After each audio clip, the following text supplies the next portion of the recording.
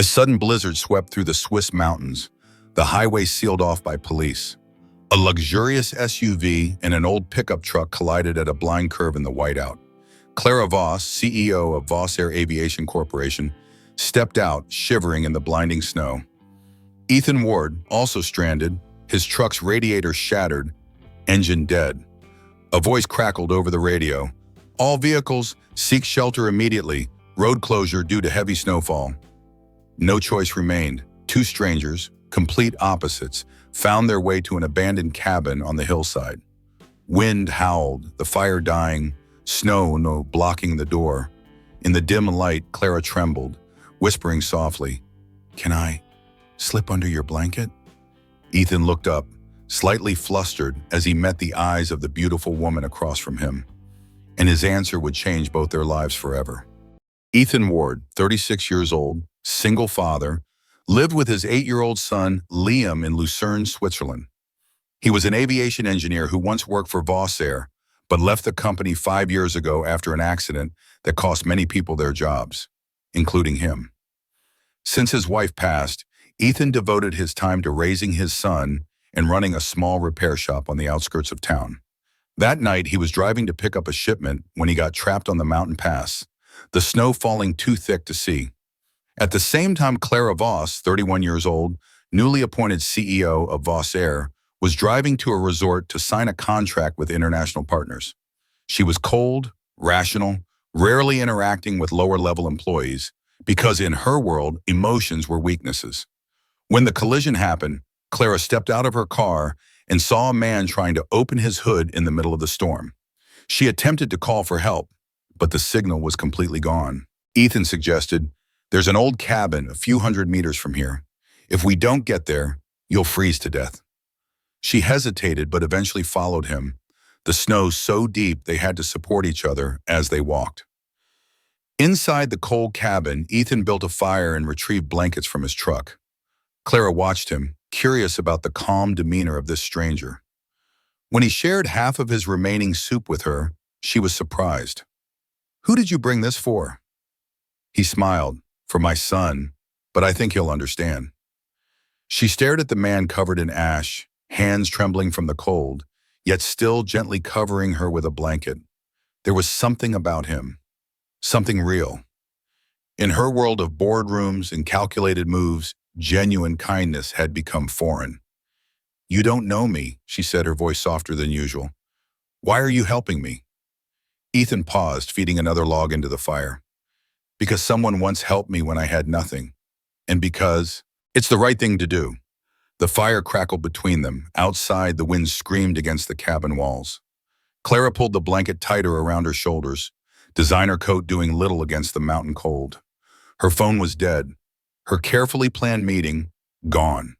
Her control over the situation, completely lost.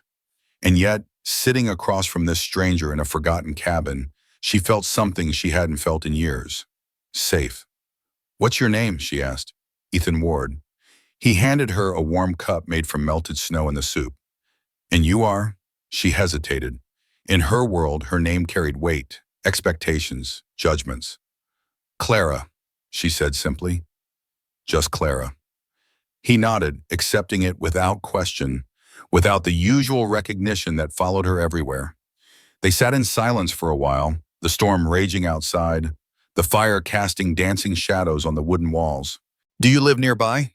she asked, making conversation to keep her mind off the cold seeping through the gaps in the cabin.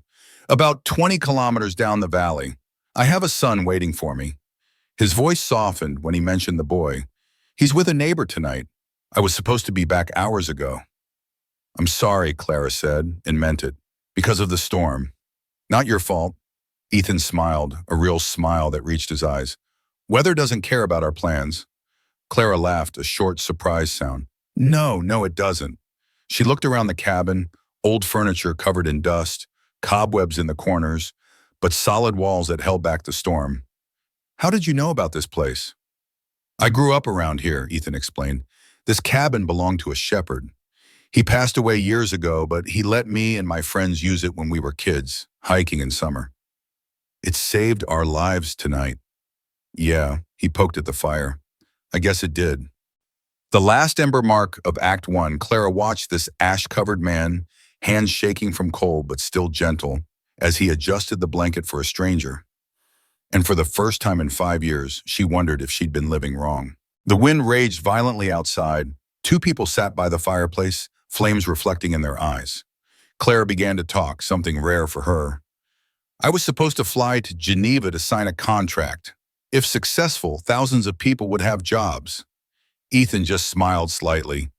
Voss Air said that before they laid off hundreds of engineers. Clara froze. You worked at Voss Air? Engine certification engineer. I once believed that honesty could save people. I was wrong. He explained that he had reported a design flaw, but management covered it up to meet delivery deadlines.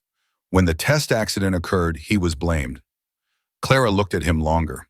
In the files she had read about engineer Ethan Ward, the man suspended for failing to follow protocol, she asked quietly, "Then why are you still calm with me, the heir to that corporation?" He answered, "Because anger doesn't warm anyone." The fire gradually weakened. Clara shivered, lips pale. He offered the blanket. She hesitated, then he whispered, "Can I slip under your blanket?" He pressed his lips together. "If I say no, you'll freeze to death. If I delay yes, I'll be in trouble." She smiled tiredly. "I promise, no one has to know." They sat leaning against each other, warm breath mixing with cold air. But as the temperature dropped further, practical necessity overrode any awkwardness. "Come here," Ethan said, opening the blanket wider. "We need to share body heat or we won't make it through the night."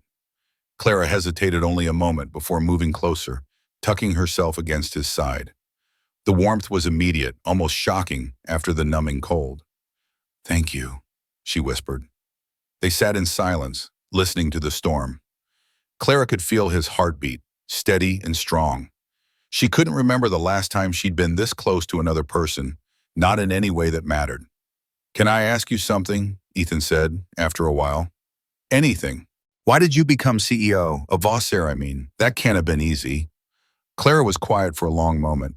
"My father built that company from nothing. When he died 2 years ago, I was supposed to carry on his legacy. The board, the shareholders, everyone expected me to step up. But did you want to?" No one had ever asked her that, not once. "I don't know anymore," she admitted. "I thought I did. I thought proving myself meant becoming him, being as strong, as uncompromising, as successful. And now I'm wondering if strength means something different than I thought." Ethan shifted slightly, making sure the blanket covered them both. "My wife used to say that real strength is knowing when to bend, not just how to stand firm." "She sounds wise." She was. His voice carried old pain, but also peace. "Cancer took her 3 years ago. Liam was only 5. I'm so sorry." "Me too, but we survived. We learned that sometimes the strongest thing you can do is ask for help, accept kindness, let people in." Clara felt tears on her cheeks, surprising herself. She hadn't cried in years, had trained herself not to show that kind of vulnerability. "I don't know how to do that," she confessed. "Let people in." "You're doing it right now." She laughed through her tears, a broken, genuine sound. "I suppose I am." The fire burned lower. Ethan added the last of the wood he'd brought in earlier. "That's all we have until morning," he said. "We need to stay close, keep each other warm." "Okay." As the night deepened, they talked. Clara told him about the pressure of running a company she wasn't sure she believed in anymore, about contracts and shareholders and profit margins that felt increasingly hollow. Ethan told her about Liam, about teaching his son to fix engines, about the small community of laid-off workers he'd formed a support group with. "We help each other find new jobs, retrain, survive," he explained. "Some have moved away, but others stayed. We're like a family now." "That's beautiful," Clara said. "Building something real from loss." "It's all we could do. Bitterness wouldn't feed our kids or pay the rent." She understood then why he wasn't angry with her, despite everything Voss Air had taken from him, and he'd learned to transform pain into purpose. "I wish I'd known," she said quietly, "about what really happened." About the report you filed? About the cover-up? Would it have changed anything? I don't know. Maybe not. She paused. But I would have tried. When she began to fall asleep, Ethan watched the woman who represented the world that took everything from him, now as fragile as a child. Her carefully styled hair fell loose around her face. Her expensive clothes were wrinkled and damp.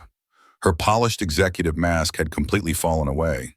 And underneath it all, he saw someone who was just as lost as he had been, just as scared, just as human. Dawn broke slowly, light filtering through gaps in the cabin walls. Snow covered everything outside, pristine and endless. Ethan used his hand to shield the light from Clara's face as she slept, a reflex from years of protecting Liam. The last real human mark of Act Two, she stirred, opened her eyes, and for just a moment before she remembered where she was, she smiled at him with complete trust. It was the kind of smile he hadn't seen on an adult's face in years, unguarded, honest, real. And something shifted in both of them, something neither could name yet, but both could feel. The next morning, the snow stopped temporarily. Clara turned on the radio and received news. Voss Air postponed signing due to CEO losing contact during the storm. She sighed, then smiled. At least I'm still alive. When they left the cabin, her car wouldn't start. Ethan helped repair it, noticing internal file labels in the trunk. Project Falcon. He recognized it immediately. That was the engine project that had cost him his job. Clara saw him looking and asked, "You still believe you were right, don't you?" "I don't need to believe. I know what happened." She stood still, then said, "My father, the founder of Voss Air, was the one who approved that design." Ethan clenched his fists. "And he's the one who caused hundreds of people like me to lose their jobs." Both fell silent as snow began falling again. The drive back to civilization was tense. The roads had been partially cleared, but ice made everything treacherous. Clara gripped the steering wheel tightly. Ethan silent in the passenger seat, the Project Falcon files sitting between them like an accusation. "I need to know the truth," she said finally. "Everything. Will you help me?" Ethan looked at her, searching for deception, for ulterior motives. He found only determination. Why does it matter now after 5 years? "Because I've been running a company built on lies. And I didn't know it until I saw that look in your eyes." She glanced at him. The look of someone who tried to do the right thing and got destroyed for it. "Knowing the truth won't fix what happened." "No, but it might prevent it from happening again." They reached the city as evening fell. Clara dropped Ethan at his shop, and they parted without another word. But she looked back at him one last time through the mirror, eyes full of conflict. Over the following weeks, Clara secretly investigated the incident. She accessed archived files, old emails, recorded meetings that should have been deleted. What she found made her sick. Ethan's report had been accurate.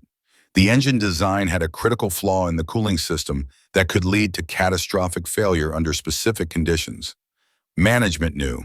They discussed it in emails. They calculated the cost of delay versus the risk of failure. And they decided the risk was acceptable. The vice chairman of the board had altered the report to save face, and Clara, then just an assistant director, had signed the document without reading it carefully, trusting her superiors, her signature, her name, on the paper that destroyed Ethan's career. She found him at his workshop late one evening, working on an engine under fluorescent lights. "I caused you to lose everything," she said from the doorway. "I'm so sorry." He looked up, wrench in hand, oil on his shirt. "Don't apologize to me. Apologize to the people who never got a chance to hear the truth." "I will. I'm going public with everything." Ethan set down the wrench. "You'll destroy the company." "Maybe it deserves to be destroyed. And the thousands of people who work there now, what about them?" Clara hadn't thought that far.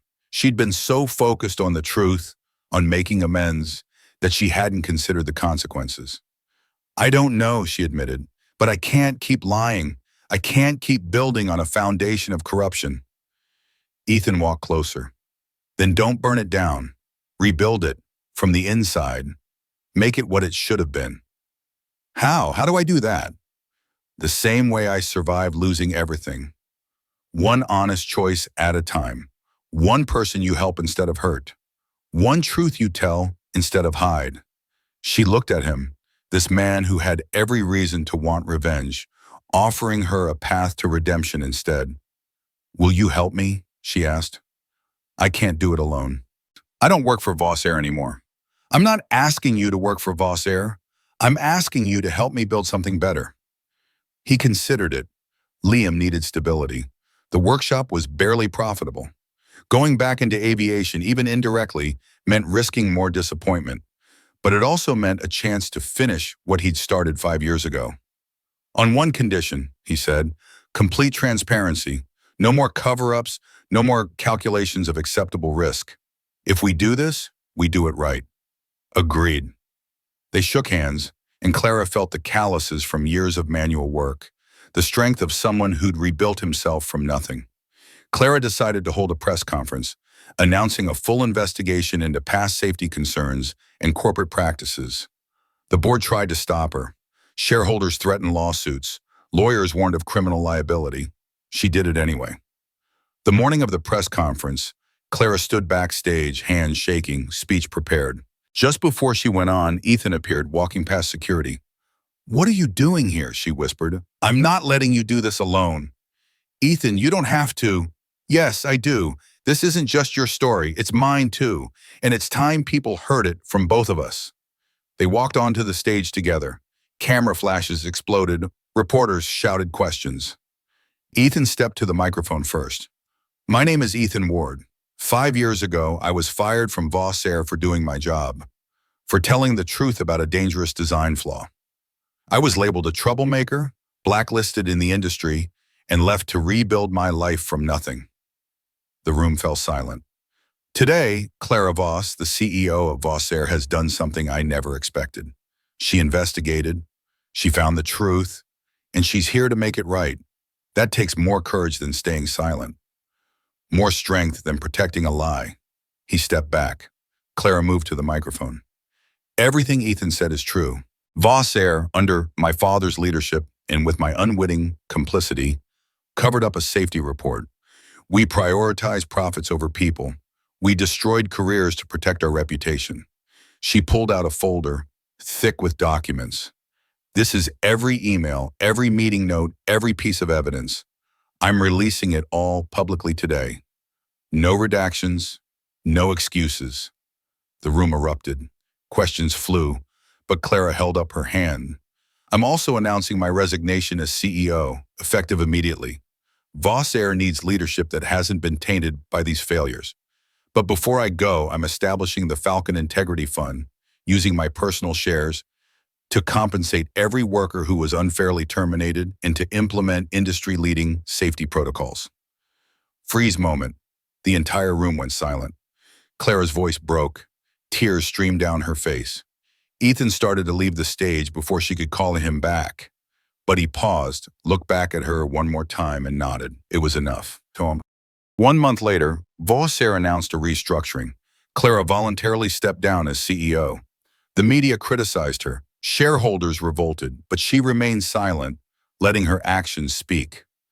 Meanwhile, Ethan reopened his workshop on a larger scale, training young engineers who'd lost their jobs. One snowy afternoon, Clara arrived at the workshop carrying a small box. "I think you need this more than I do." She handed him a model of the Falcon engine, the symbol of Project Falcon.